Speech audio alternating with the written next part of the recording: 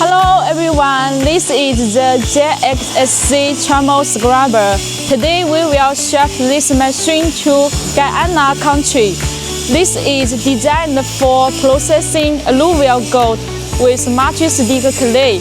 It has 250 tons per hour and its feeding size is 0 to 100 millimeter. The drum size is 6 meters in length and 2.5 meters in diameter.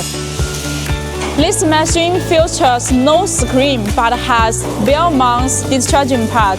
The drum is driven by 60 laboratories powered by 4 motors and 4 K-series reducers. Each motor has 30 kilowatts, so totally the machine has 120 kilowatts.